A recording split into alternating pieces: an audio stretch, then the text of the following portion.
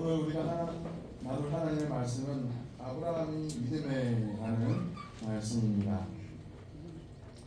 하지 않아도 되는 일을 하는 것을 가리켜 우리는 삽질이라고 말합니다. 인류 최초의 그리고 최대의 삽질이 동방 시날 땅에서 있었습니다. 홍수 이후에 사람들이 벽돌을 쌓아서 그것으로 견고한 탑을 건설하려고 했습니다. 탑의 꼭대기가 하늘에 닿게 되면 다시는 흩어짐을 당하지 않게 될 것이다, 면할 수 있을 것이다 라고 장담했습니다. 하늘에서 그 꼴을 지켜보시던 하나님께서 주목하신 것은 그들의 교만이었습니다. 하늘에 닿을 수 있다라고 생각한 것입니다. 사단도 그와 비슷한 말을 한 적이 있었습니다. 이사야서에 보면 그가 이렇게 말합니다. 가장 높은 구름에 올라가 지극히 높은 이와 같아지리라. 이것이 사단이 가지고 있었던 그 마음속에 있었던 교만이었습니다. 이런 교만은 하나님께서 미워하시는 것이고 하나님께서 가만히 두지 않는 큰 범죄였습니다. 큰 비도 필요 없었습니다. 탑 중간에서 일하던 사람들, 몇 사람들의 언어만 바꾸실 뿐입니다. 그러면 충분했습니다. 그러자 탑을 쌓던 사람들의 그 모든 수고가 더 이상 효력이 없게 되었지요. 탑을 쌓지 못하게 되었습니다. 1997년 우리나라는 망하게 되었습니다.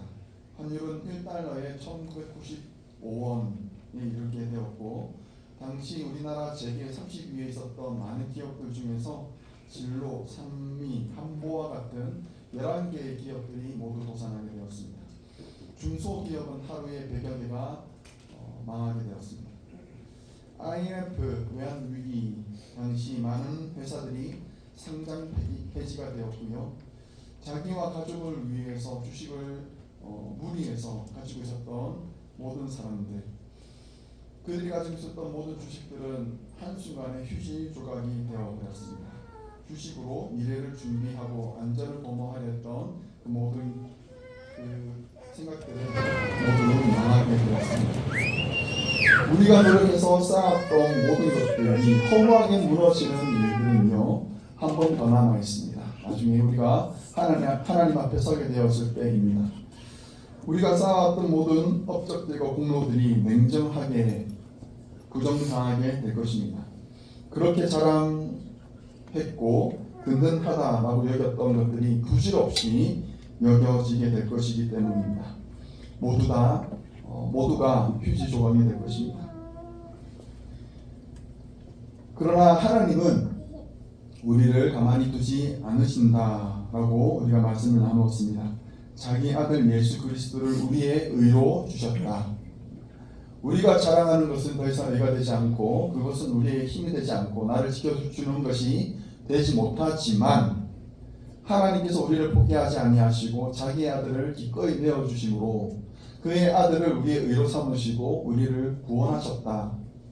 그러므로 우리는 자랑할 것이 없다. 이것이 우리가 지난주에 로마서 3장을 통해서 나누었던 말씀의 묘지였습니다. 사랑하는 성도 여러분, 여러분은 무엇을 자랑하십니까? 여러분은 무엇을 든든히 여기며 사셨습니까? 그것이 예수 그리스도 외에 다른 것이라면 죄송합니다만 우리가 망하게 됩니다. 예수 그리스도 외에 다른 것이었다면 우리는 망하게 됩니다. 간절히 바라기는 사랑하는 성도 여러분들의 자랑이 오직 예수 그리스도 되시기를 간절히 축원합니다. 예수 그리스도가 나의 힘이 되고 내가 설신을 반석이 된다라는 것을 우리가 굳게 확신하시기를 간절히 바랍니다. 사도 바울은 예수님 말고는 더 귀한 것이 없다라고 얘기했습니다. 그리스도를 믿는 것 외에는 모두 다 해로 여기고 배설물로 여긴다라고 선언합니다. 그가 고린도 교회에 보냈던 편지에 보면 이렇게 말을 합니다. 내가 너희 중에서 예수 그리스도와 그가 십자가에 못 박힌 것 외에는 아무것도 알지 아니하기로 작정하였습니다. 당대의 모든 지식과 지혜를 가지고 있었던 선명했던 바울이 예수 그리스도를 아는 지식 외에는 다른 것을 내가 해로 여긴다, 배설물로 여긴다라고 선언하고 예수님 아는 것을 가장 소중히 여긴다라고 말을 합니다. 예수를 아는 것이 가장 중요한 일입니다. 예수님을 아는 것이 가장 소중한 일입니다. 그러므로 우리가 정작 해야 할 일은 믿음의 주여 또 온전케 하시는 이인 예수님을 바라보는 것, 그분을 바라보는 것, 그것이 우리가 마땅히 해야 될 일이지요. 사도 바울은 이렇게 말을 했습니다. 자랑하는 자는 주 안에서 자랑하라. 그러므로 우리에게는 자랑할 것이 없습니다. 예수님 말고는. 자랑하려면 예수님을 자랑하십시오. 다시 한번. 자랑하려면 예수님을 자랑하십시오. 오늘 제가 다 들을 거예요. 여러분 교제 나누시면서 뭘 얘기하시는지. 아들 자랑, 손주 자랑하시는 거 제가 다 들을 겁니다. 괜찮습니다. 자랑해도 돼요. 자랑해도 되는데 그보다 더 귀한 것은 예수 그리스도. 오늘은 사도 바울이 그렇게 살았던 한 사람을 우리에게 예로 보여줍니다. 바로 아브라함입니다. 아브라함은 모든 유대인들의 조상입니다. 모든 이스라엘 사람들이, 모든 유대인들이 마땅히 따라야 할 그런 믿음의 이상형입니다. 심지어 신약 성경은요, 아브라함과 다윗의 자손 예수 그리스도의 계보라라고 시작합니다. 예수님을 소개하는 데 있어서 아브라함을 가장 먼저 언급을 하는 거예요. 이 말은 유대인들뿐만 아니라 유대인이 아닌 우리들도 마땅히 보고 배워야 할 믿음의 본이 아브라함에게 있다는 것을 우리에게 알려주는 것입니다. 도대체 아브라함의 믿음이 어떠했길래 우리가 이렇게 배워야 하는가, 오늘 잠시 두 가지로 한번 살펴보도록 하겠습니다. 가장 먼저 아브라함의 믿음은 자랑할 것이 없는 믿음, 일한 것이 없는 믿음이었습니다. 바울은 아브라함을 가리켜서 일한 것이 없는 사람이라고 말을 합니다. 2절 말씀 함께 읽어보겠습니다. 만일 아브라함이 행위로서 어렵다 하심을 받았으면 자랑할 것이 있으려니와 하나님 앞에서는 없느니라. 아멘. 아브라함은요, 창세기 12장에서부터 그의 이야기가 시작됩니다. 12장에서부터 24장까지 아브라함의 이야기가 이어집니다. 무려 12장에 걸쳐서 아브라함을 소개하고 있으면 사실은 상당히 많은 관심을 아브라함 한 사람에게 쏟고 있다는 것을 우리에게 보여주는 것이죠. 그렇죠? 아브라함이 사도 바울이 얘기했던 것처럼 일을 안 한 사람이었나요? 네, 그렇진 않습니다. 12장부터 24장까지 보면 아브라함이 수없이 많은 일들을 했다는 것을 우리가 발견할 수 있습니다. 가장 먼저 12장에서는 여러분 혹시 아시나요? 어떤 이야기가 나오죠? 아브라함이 그죠, 본토 친척 아비 집을 떠나서 하나님께서 일러준 곳으로 떠나는 장면이 바로 12장에 나옵니다. 저는 여러분들이 한국을 떠나서 이곳으로 올 때 쉽지 않았을 거라고 생각합니다. 정말 어려운 결단을 하고 미국으로 오신 것이라고 저는 생각합니다. 힘들었죠? 수월했습니까? 결코 쉽지 않은 과정이거든요. 하물며 3,000년 전에는, 4,000년 전에는 자기를 지켜줄 수 있는 그런 안전을 보장해주는 가족들과 친척들을 다 뒤로하고 낯선 땅으로 가야 하는 그 걸음이 얼마나 힘들었겠습니까? 큰 용기가 필요한 순간이었습니다. 그런데 아브라함은 감히 그 길을 떠났습니다. 이것은 믿음의 결단이었지요. 13장에 가면 베델에서 처음 제단을 쌓고 하나님의 이름을 불렀다라는 이야기가 나오고요. 그리고 그와 더불어 롯도, 그의 조카 롯도 양과 소를 많이 키웠다, 거부가 되었다라는 이야기가 나옵니다. 그 사실을 미뤄보면 아브라함은 경제적으로 많은 성과를 이루었던 사람이었습니다. 14장에 가면 적들에 의해서 조카 롯이 잡혀갔다라는 이야기가 나오며 그 이야기를 듣고 자기 집에 있던 종들을 모두 데리고 연합군을 치고 빼앗겼던 재물과 빼앗겼던 조카를 다시 되찾아오는 이야기가 나옵니다. 여기에서는 아브라함의 용기와 그의 탁월했던 그 군사적인 능력을 이야기하고 있습니다. 이처럼 아브라함은요 아무 일 안 한 사람이 아닙니다. 그는 우리처럼 치열하게 살았습니다. 정말 열심히 살았습니다. 자기의 가족을 위해서 그리고 자신의 미래를 위해서 아브라함은 정말 열심히 살았던 사람이었습니다. 그런데 여러분, 아브라함의 인생에 있어서 그가 의롭다, 하나님께로부터 의롭다라고 인정받았던 순간은 언제였느냐? 바로 창세기 15장에 나옵니다. 여전히 그에게는 자식이 없었고 자손을 낳으리라 라는 하나님의 약속은 소원해 버렸을 때였습니다. 자기뿐 아니라 아내 사라도 자녀를 낳을 수 없는 상태여서 이제는 더 이상 못 기다리겠다. 이제 우리 집에 있던 가장 믿음직한 종 엘리에셀에게 나의 이 모든 재산을 물려주겠다, 상속자로 삼겠다 라고 결단할 때에 하나님께서 그에게 찾아오셔서 말씀을 하십니다. 이렇게 말씀하십니다. 여호와의 말씀이 그에게 임하여 이르시되 그 사람이 내 상속자가 아니라 내 몸에서 날 자가 내 상속자가 되리라. 이것이 하나님께서 아브라함에게 주셨던 말씀이었어요. 여전히 너의 나이가 많고 너의 몸이 죽은 것 같지만 사라의 몸도 더 이상 아기를 낳을 수 있는 상태가 아니지만 그럼에도 불구하고 내가 너에게 사라를 통하여서 자손을 주겠다라고 약속하시는 것이었습니다. 이것을 믿으라고 하는 거예요.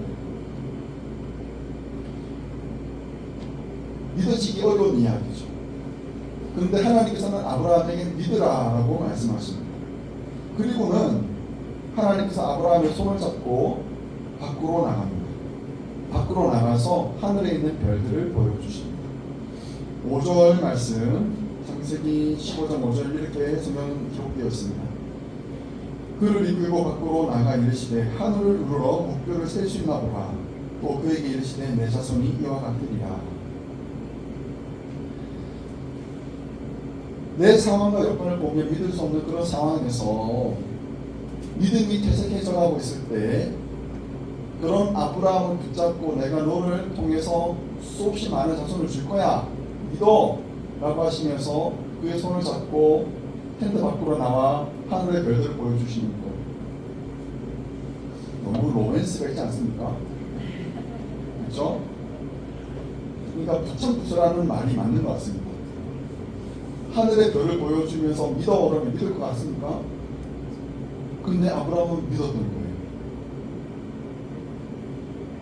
그 대책 없는 하나님과 대책 없는 아브라함이 너무 잘 맞았던 거예요.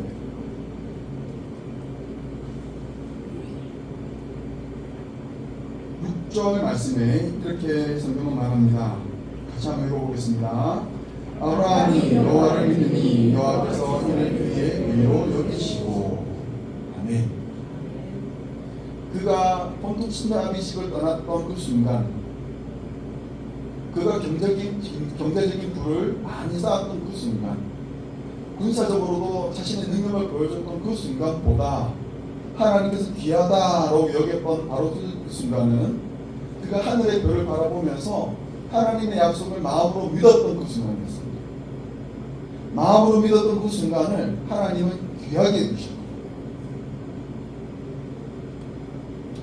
아브라함의 귀가 얇은 것이 아니었습니다. 아브라함이 어린아이같이 하나님의 약속을 믿고 있었던 것, 그것은 하나님을 너무 잘 알고 있었기 때문이에요. 무슨 말이냐면 하나님은 믿음직한 분이다라는 것을 아브라함은 알고 있었기 때문이었습니다. 여러분, 믿음은요 믿는 사람의 주체가 되어서 내가 믿어야지 하고 믿어지는 것보다는 내가 믿어야 할 대상이 믿음직하면 믿어지는 것이 맞습니다. 내가 믿음이 좋아서 더 큰 믿음을 가지는 것이 아니고 내가 믿음의 대상이 얼마나 크신 분인지를 잘 알아서 그분은 이런 분이야 라는 것을 내가 알고 있다면 나의 믿음 또한 더 커지는 것이 믿음의 법칙입니다. 말이 좀 어려운데요. 하나님을 조금 알고 있는 사람은 믿음이 작을 수밖에 없어요. 하나님을 더 많이 아는 사람은 믿음이 더 커질 수밖에 없습니다. 아브라함이 그 자신의 몸이 죽은 것 같은 상황과 지금 여전히 자손을 보지 못하는 그런 상황에도 불구하고 하늘의 별을 바라보면서 수없이 많은 자손들을 마음으로 믿었던 그 이유는요, 그가 하나님을 많이 알고 있었기 때문이었어요. 그래서 믿음은 선물이다라는 것이죠. 사랑하는 성도 여러분, 하나님을 알기를 힘써 노력하시길 간절히 바랍니다. 하나님은 크신 분이십니다. 하나님은 내가 알고 있는 분보다 더 크신 분입니다. 하나님에게는 바운더리가 없습니다. 하나님에게는 이루지 못할 일이 없습니다. 하나님에게는 넣지 못할 일이 없습니다. 간절히 바라기는 하나님을 더 많이 아십시오. 그래서 하나님을 믿는 우리의 믿음이 한층 더 자라가기를 주 이름으로 간절히 축원합니다. 이와 더불어서 우리가 한 가지 더 알아야 될 것은 아브라함이 의롭다라고 받았던 그 시점입니다. 그 시점이 왜 중요하냐? 아브라함이 하나님 앞에 의롭다라고 인정받았던 그 순간은요, 그가 할례를 받기 이전이었습니다. 그래서 그가 할례를 받았기 때문에 의로워졌다라고 말하는 유대인들의 말은 틀렸다라는 것이었죠. 아브라함이 의롭다라고 인정받았던 그때는요, 율법이 나타나기 아직 훨씬 전이었습니다. 450년보다 더 오래된 시간, 더 오래 전에 아브라함이 하나님으로부터 의롭다라고 인정받았습니다. 그러므로 율법을 지켜야지 의롭다라고 받을 수 있다라고 말하는 유대인들의 그 주장은 틀렸다라는 것입니다. 의롭다라고 인정받을 수 있는 한 가지 유일한 이유는 믿음입니다. 내가 마음으로 하나님을 믿으면 의로움을 내가 보장받을 수 있다는 것이죠. 내가 무언가를 해서 내가 무언가를 쌓아서 이루어서 의로워지겠다라고 생각한다면 죄송합니다만 삽질입니다. 다만 하나님 알기를 힘써 노력함으로 말미암아 예수 그리스도를 통해서 하나님을 바로 내가 믿는다면 그것은 우리가 하나님 앞에 의로움을 받을 수 있습니다. 그러므로 사랑하는 성도 여러분, 하나님 알기를 힘써 노력합시다. 예수님을 더 많이 압시다. 예수님을 통해서 하나님 알기를 힘써 노력합시다. 그래서 하나님 앞에 옳다, 의롭다, 참 잘했다 라고 인정받는 믿음의 성도 다 되시기를 주 이름으로 간절히 축원합니다. 아브라함이 보여주었던 두 번째 믿음은 말할 수 없는 중에 믿는 믿음이었습니다. 말할 수 없는 중에 믿는 18절, 19절 말씀 같이 한번 읽어보겠습니다. 아브라함이 말할 수 없는 중에 바라고 믿었으니 그가 백세나 되어 자기 몸이 죽은 것 같고 살아있는 때가 죽은 것 같음을 알고도 믿음이 약하여지지 아니하고, 이렇게 바울은 아브라함의 믿음은 말할 수 없는 중에 믿는 믿음이라고 말을 합니다. 아브라함의 상황을 보면 정말 그렇다라는 것을 알 수 있지요. 아들을 줄 것이다 라고 믿는 그 믿음을 유지할 수 있는 처지가 아니었습니다. 자기 자신에게는 가능성이 전혀 없었기 때문입니다. 그럼에도 아브라함은 이렇게 말합니다. 20절 말씀을 보면 믿음이 없어 하나님의 약속을 신지 않고 믿음으로 경고하여져서 하나님께 영광을 돌렸다라고 성경은 말합니다. 하나님의 약속을 신지 않고 경고하여졌던 믿음, 그런 믿음을 가지기를 간절히 축원합니다. 그런데 여러분, 성경을 읽어보신 분들은 아마 고개를 갸우뚱할 수 있습니다. 왜냐하면 아브라함의 믿음이 흔들리지 않았던가요? 아브라함이 한 번도 의심치 않고 확실한 믿음을 가지고 그렇게 하나님을 믿으며 살았던가요? 그렇지 않았다라는 것을 알기 때문에 그렇습니다. 여러분, 아까 전에 15장에서 하나님께서 아브라함의 손을 잡고 밖으로 나가서 하늘의 별들을, 뭇별들을 보여주셨다라고 얘기했는데, 그랬던 이유는 아브라함의 마음에 의심이 들었기 때문에 그렇습니다. 그렇죠? 아브라함의 마음에 의심이 드니까 하나님께서 그에게 찾아오셨던 것이요. 15장 그 순간은 약속의 아들을 기다리다 이제는 안 되겠다 싶어서 자기의 종 엘리에셀을 양자를 삼으려던 순간이었습니다. 그리고 16장에 보면 아내 사라를 통해서 임신이 안 되다 보니 안 되겠다. 아내의 종 하갈을 통해서 아들을 보자 라고 생각한 것입니다. 불법은 아니지만 편법이었죠. 편법을 통해서 그렇게라도 내가 자손을 보겠다라고 생각했던 이야기가 나옵니다. 그런데 여러분, 아브라함의 최선이었지만 하나님은 아브라함의 최선을 거절하셨습니다. 하갈과 그리고 그를 통해서 얻었던 아들 이스마엘을 쫓아내었습니다. 그리고 나서 13년이 더 흘렀고요. 그의 나이가 99세가 되었을 때 하나님께서 다시 그에게 나타나서 그의 아내 사라가 열국의 어머니가 될 것이다 라고 말씀을 하시자, 사라가 웃으면서 말하기를 100세 된 사람이 어찌 자식을 낳을까? 사라는 90세니 어찌 출산하리요? 라고 이렇게 말을 했었습니다. 의심이 든 거죠. 믿을 수가 없었던 겁니다. 아브라함도 옆에서 거들기를 이렇게 말합니다. 이스마엘이나 하나님 앞에 살기를 원하나이다 라고 그가 말을 했습니다. 의심했던 거죠. 흔들렸습니다. 여러분, 아브라함은요 수없이 흔들렸습니다. 미래에 대한 두려움과 걱정이 아브라함을 삼킨 적이 한두 번이 아니었습니다. 계속 흔들렸습니다. 그런데 여러분, 아브라함의 믿음이 흔들렸을 때마다 아브라함을 붙잡아 주었던 것은 하나님의 말씀이었습니다. 그때마다 하나님께서 아브라함에게 찾아오셔서 그에게 다시 한번 약속을 새겨주시고, 흔들리지 마, 이 약속은 내가 이룰 거야 하시며 그에게 확신을 다시 주셨습니다. 그 이야기가 12장부터 24장까지 계속해서 나오는 거죠. 아브라함의 인생요 계속 흔들렸습니다. 의심했습니다.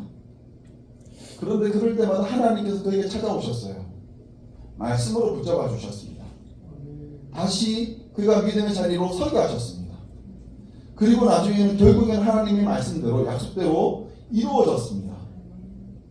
그것이 아브라함의 인생이었습니다. 우리는 어떻습니까? 여러분은 흔들리지 않고 있습니까?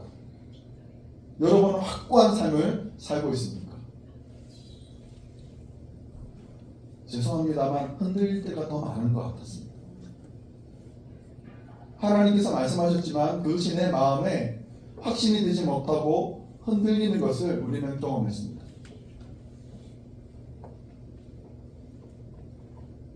사랑하는 성도 여러분, 흔들려도 괜찮습니다. 흔들려도 괜찮습니다.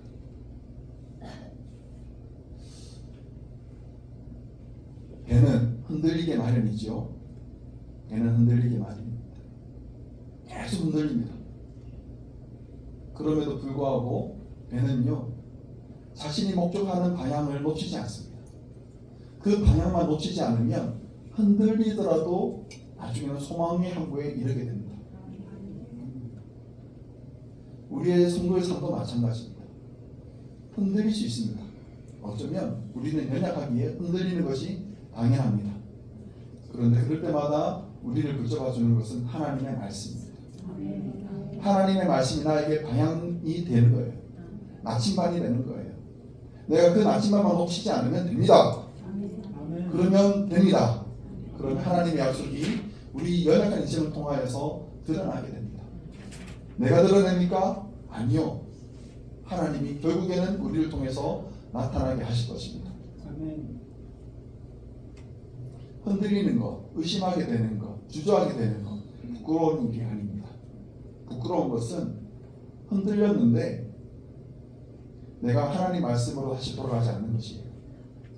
그게 부끄러운 거죠. 나에게 하나님의 말씀이 주어졌는데 그 말씀을 내가 받지 않는 것, 그게 부끄러운 거지요. 방향을 잃어버리고 방황하는 것, 그것이 안타까운 일이죠. 믿음의 주요 또 온전케 하시는 이 예수님을 바라보면서 앞으로 계속 나아가시기 바랍니다. 그러면 하나님께서 우리를 결코 포기하지 않으시고 하나님 기뻐하시는 그 곳에 우리로 서게 하실 것입니다. 다시 한번 로마서 4장 20절 21절을 읽어보겠습니다. 성경이 이렇게 말합니다. 같이 한번 읽어보겠습니다. 믿음이 없어 하나님의 약속을 실시하지 않고 믿음으로 경고하여져서 하나님께 영광을 돌리며 약속하신 그것을 또한 능히 이루실 줄을 확신하였으니. 아멘. 수없이 많이 흔들렸지만 하나님은 아브라함의 그 인생을 확고한 분명한 인생으로 여기셨습니다.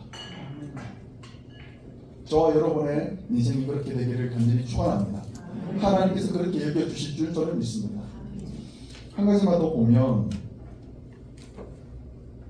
20절에 보시면 믿음으로 경고하여져서라고 말합니다. 믿음으로 경고하여져서. 경고하여져서라는 말이 사실은 수동태예요. 내가 경고해진 게 내가 경고한 게 아니에요. 경고하게 되어진 거예요. 내가 경고하게 되어졌다면 누가 그 일을 한 겁니까? 하나님이 하신 거죠. 그렇죠? 흔들렸지만 끝까지 포기하지 않은 그 믿음이 의롭다라고 하나님은 여기신 것입니다. 옛날에 제가 많이 불렀던 찬양인데요. 불렀다기보다 좀 좋아했던 찬양인데 왜라는 찬양입니다. 가사가 이렇습니다. 왜 슬퍼하느냐? 왜 걱정하느냐? 무얼 두려워하느냐? 아무 염려 마라. 큰 어려움에도 큰 아픔이 있어도 이젠 아무 걱정하지 마. 내가 널 붙들어 주리. 내가 너와 항상 함께 하리라. 내가 너를 지키리라. 왜? 라는 질문이 우리 마음속에 불쑥불쑥 일어날 때가 있습니다. 왜 나에게 이런 고난과 어려움을 주셨습니까? 왜 하필이면 나입니까? 왜 하필이면 지금입니까? 왜 하필이면 우리 가정입니까? 왜?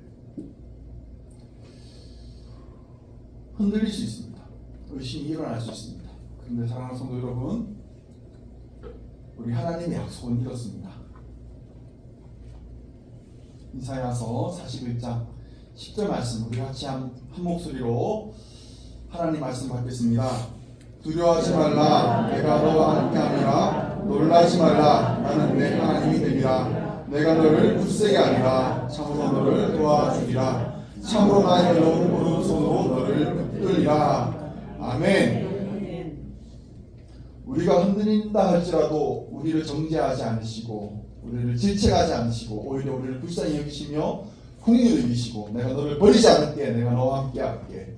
나의 의로운 오른손으로 너를 붙들어 주마. 걱정하지 마 라고 약속하시는 하나님의 약속을 마음속으로 새기고 늘 그것을 품고 사는 우리 성도님 되시길 간절히 축원합니다. 흔들려도 괜찮습니다. 하나님의 말씀이 우리를 붙들어 주십니다. 하나님 우리와 함께 하십니다. 그 약속 붙들고 살아가는 믿음의 권속 되시기를 주 이름으로 간절히 축원합니다.